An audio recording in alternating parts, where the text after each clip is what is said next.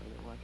I'm not an emotional impression. Is that your impression? No. Mike Wallace, Ayn Rand, 225-1. I've practiced it all my life.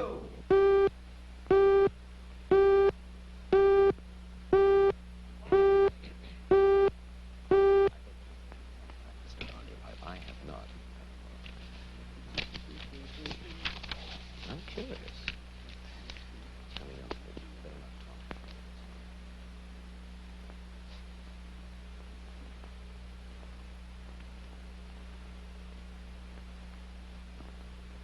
This is Mike Wallace with another television portrait from our gallery of colorful people.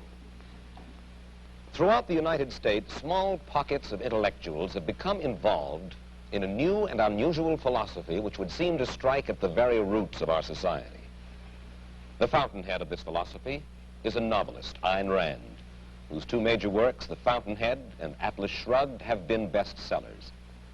We'll try to find out more about her revolutionary creed and about Miss Rand herself in just a moment. And now to our story. Down through history, various political and philosophical movements have sprung up, but most of them have died. Some, however, like democracy or communism, take hold and affect the entire world.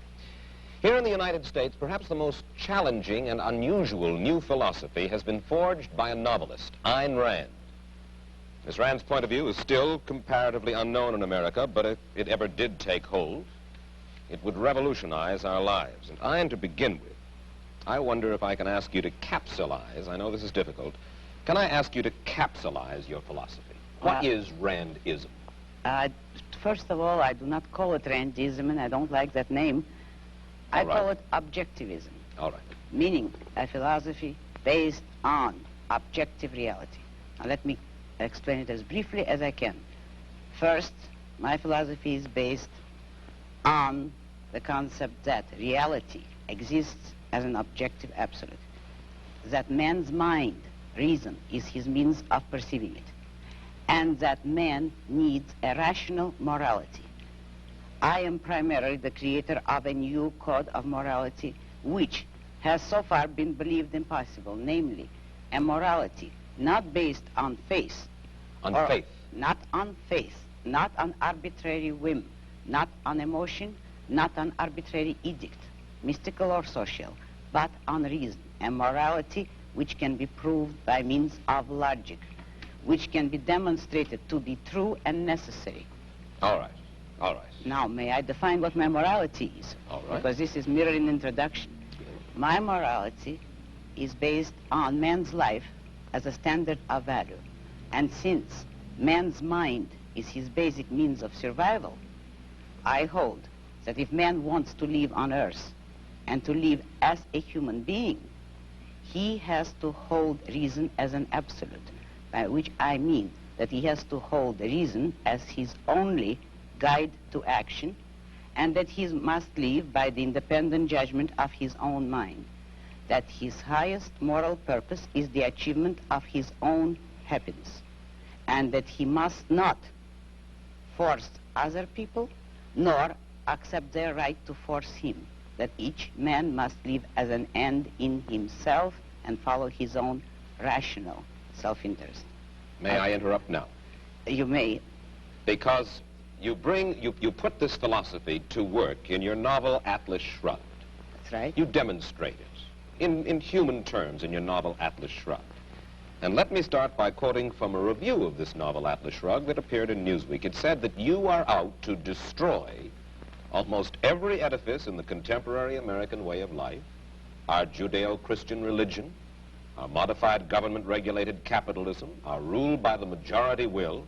Other reviews have said that you scorn churches and the concept of God. Are these accurate criticisms? Yes, I agree with the facts, but not the estimate of this criticism. Namely, if I am challenging the base of all these institutions, I'm challenging the moral code of altruism, the precept that man's moral duty is to live for others, that man must sacrifice himself to others, which is the present-day morality. What do you Since mean by sacrifice himself for others? This, now we're getting to the point. One moment. Since I'm challenging the base, I necessarily would challenge the institutions you named, which are a result of that morality. All right. And now what is self-sacrifice? Yes, what is self-sacrifice? You say that you do not like the altruism by which we live. You like a certain kind of Ayn Randist selfishness. I would say that I don't like is too weak a word. I consider it evil. And self-sacrifice is the precept that man needs to serve others in order to justify his existence, that his moral duty is to serve others. That is what most people believe today. Well, yes, we're taught to feel concerned for our fellow man, to feel responsible for his welfare, to feel that we are, as religious people might put it, children under God and responsible one for the other. Now, why do you rebel? What's wrong with this philosophy? But that is what, in fact, makes man a sacrificial animal. That man must work for others, concern himself with others, or be responsible for them. That is the role of a sacrificial object. I say that man is entitled to his own happiness and that he must achieve it himself, but that he cannot demand that others give up their lives to make him happy. And nor should he wish to sacrifice himself for the happiness of others. I hold that man should have self-esteem. And cannot man have self-esteem if he loves his fellow man? What's wrong with loving your fellow man? Christ, every important moral leader in man's history, has taught us that we should love one another. Why, then, is this kind of love, in your mind, immoral? It is immoral if it is a love placed above oneself. It is more than immoral, it's impossible. Because when you are asked to love everybody indiscriminately, that is, to love people without any standard, to love them regardless of the fact of whether they have any value or virtue, you are asked to love nobody. But in a sense, in your book, you talk about love as if it were a business deal of some kind. Isn't the essence of love that it is above self-interest? Well, let me make it concrete for you. What would it mean to have love above self-interest? It would mean, for instance, that a husband would tell his wife, if he were moral, according to the conventional morality, that I am marrying you just for your own sake. I have no personal interest in it, but I am so unselfish that I am marrying you only for your own good. Well, should husbands and wives would tally any up? woman like that? Should husbands and wives tally up at the end of the day and say, well, now, wait a minute. I love her if she's done enough for me today, or she loves me if I have properly performed my functions? No, you misunderstood me. That is not how love should be treated.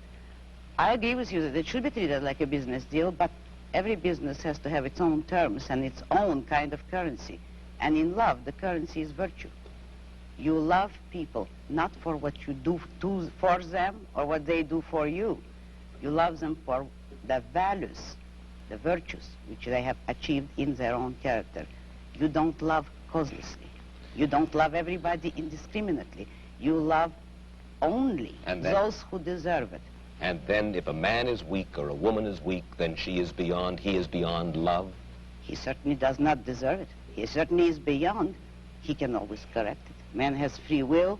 If a man wants love, he should correct his weaknesses or his flaws, and he may deserve it.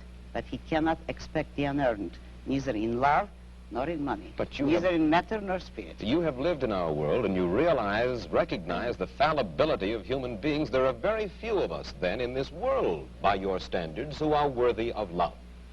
Unfortunately, yes, very few. But it is open to everybody to make themselves worthy of it, and that is all that my morality offers them. If they will a way to make themselves worthy of love, although that's not the primary motive. Let's move ahead.